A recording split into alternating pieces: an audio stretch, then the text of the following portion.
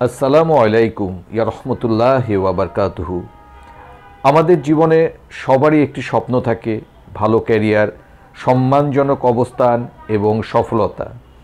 কিন্তু অনেকেই মাঝপথে হাল ছেড়ে দেয়, ভাবে আমি পারবো না। আজ আমি আপনাদের বলতে চাই, হাল ছাড়বেন না, কারণ ইসলাম আমাদের শেখায় পরিশ্রম আর আল্লাহর উপরে ভরসা রাখলে কিছুই অসম্ভব নয়।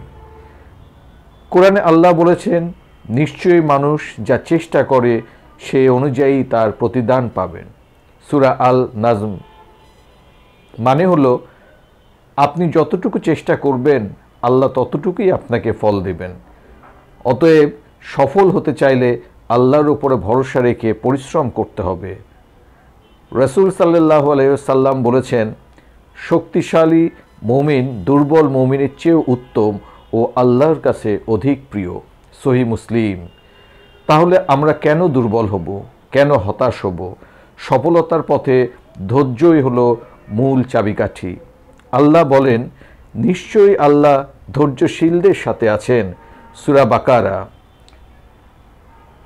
যে মানুষ সমস্যার সামনে দাঁড়িয়ে ধৈর্য ধরে তার জন্য আল্লাহ সহজ রাস্তা খুলে দেন।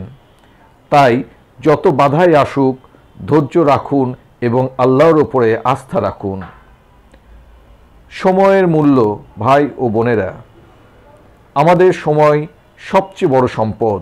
রাসূল সাল্লাল্লাহু আলাইহি সাল্লাম বলেছেন, প্রতিটি নিয়তের বিষয়ে অনেক মানুষ ধোঁকায় থাকে, স্বাস্থ্য ও অবসর সময়। সহিহ বুখারী। অতএব সময় নষ্ট করবেন না, অলসতা ছেড়ে দিন, প্রতিদিন নতুন কিছু শিখুন, নিজের দক্ষতা বাড়ান, কারণ আজকে আপনার পরিশ্রমই আগামী দিনের আপনার সাফল্য। প্রিয় শ্রোতারা, সফলতা কখনো হঠাৎ করে আসে না। এর জন্য দরকার কঠোর পরিশ্রম, ধৈর্য, আল্লাহর উপরে ভরসা, সঠিক সময়ের ব্যবহার। তাই আজ থেকে প্রতিজ্ঞা করুন, আপনি আর হাল ছাড়বেন না, আপনার স্বপ্ন পূরণের জন্য চেষ্টা চালিয়ে যাবেন এবং সবসময় আল্লাহর সাহায্য চাইবেন।